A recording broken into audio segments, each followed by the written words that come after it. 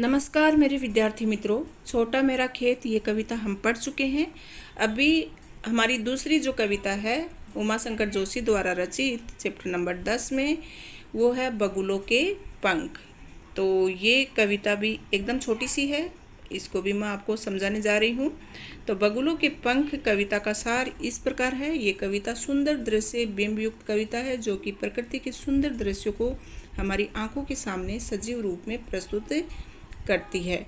सौंदर्य का अपेक्षित प्रभाव उत्पन्न करने के लिए कवियों ने कई युक्तियां अपनाई, जिनमें से सर्वाधिक प्रचलित युक्ति है सौंदर्य के ब्योरों के चित्रात्मक वर्णन के साथ अपने मन पर पड़ने वाले उसके प्रभाव का वर्णन। कवि काले बादलों से भरे आकाश में पंक्ति बनाकर उड़ते सफ़ेद बगुलों को देखता है। वे कजरारे बादलों के ऊपर तैरती सांझ की श्वेत काया के समान प्रतीत होते हैं। तो कवि यहाँ बगुलों के पंख से बताता है कि जो बगुले हैं शाम के समय काले बादलों में एकदम पंक्ति, क्योंकि बगुले सफ़ेद होते हैं और वो काले बादलों में पंक्ति से मतलब एक लाइन में उड़ रहे हैं, तो ऐसे लग रहा है कि वो काले बादलों में एकदम बादलों के ऊपर तैरती हुई शाम के समय की सफ़ेद काया के समान सफ़ेद शरीर दिखाई देता है। तो ये एकदम नयनों को सौंदर्यता प्रदान करती है यह ऐसा दृश्य, और इस दृश्य में कवि सब कुछ बोलकर उसी में खो जाता है। तो ये इस माया से अपने आप को बचाने की गुहार करता है, लेकिन स्वयं को बचा नहीं पाता। तो कवि बताता है कि कोई भी मतलब बहुत सारे कवियों ने युक्तियां अपनाई कविता में सौंदर्यता पैदा करने की, लेकिन जो सबसे महत्वपूर्ण युक्ति है, उपाय है, वो ये है कि चित्रों के वर्णन के साथ सौंदर्यता अगर कविता में प्रकट की जाए तो वो कविता ज़्यादा प्रभावशाली होती है।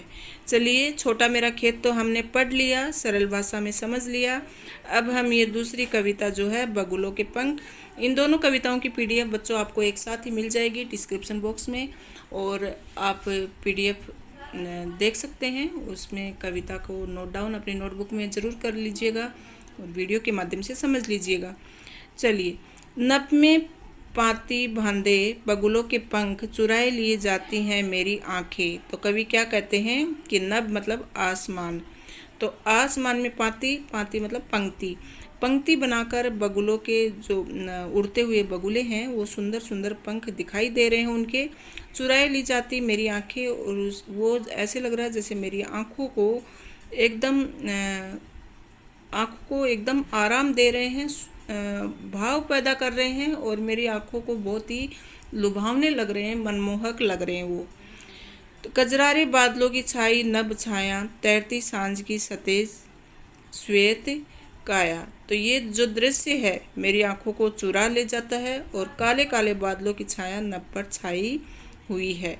तो काले काले बादल हैं, ये आसमान में छाए हुए हैं, और सायंकाल का जो समय है चमकीली सफ़ेद काया उन पर तैरती हुई प्रतीत होती है। जो बगुले जो एक पंक्ति में उड़कर जा रहे हैं काले काले बादलों में, तो वो ऐसे लगते हैं कि शाम के समय में एक चमकीली सी सफ़ेद सी काया तैरती हुई बादलों में जा रही है। हले होले जाती मुझे बांध निज माया से उसे कोई तनिक रोक रखो। तो ये दृश्य इतना आकर्षक है कि अपने जादू से मुझे धीरे धीरे बांध रहा है। कौन सा दृश्य? जो बगुलों की पंक्ति जा रही है आसमान में काले बादलों में उड़ते हुए, एक पंक्ति बनाकर जो जा रहे हैं, और ऐसे लग रहे हैं कि एक सफ़ेद काया काले बादलों पर जा रही है, तैर रही है। तो वो ऐसा लग रहा है कि जैसे मुझे अपनी ओर खींच रहे हैं, तो मैं उसमें खोता ही जा रहा हूँ। कवि कह रहे हैं कि मैं तो उसमें डूबी जा रहा हूँ। तो कवि कहता है कि उसे कोई तनिक रोक रखो, वह आह्वान करता है कि अरे कोई उनको इस आकर्षक दृश्य के प्रभाव से कोई मुझे रोको, मेरे ऊपर तो इस प्रभाव का जादू सा चल गया है। वह तो चुराए ली जाती मेरी आंखें नभ में पाती बंधी बगुलों की पाँखें।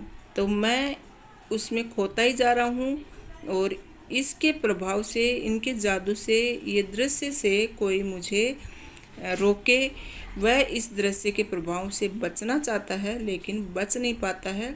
ये दृश्य तो कवि की आंखों को चुरा कर ले जा रहा है। कौन सा दृश्य? जो बगुलों की पंक्ति है, नभ में उड़ती हुई दिखाई दे रही है।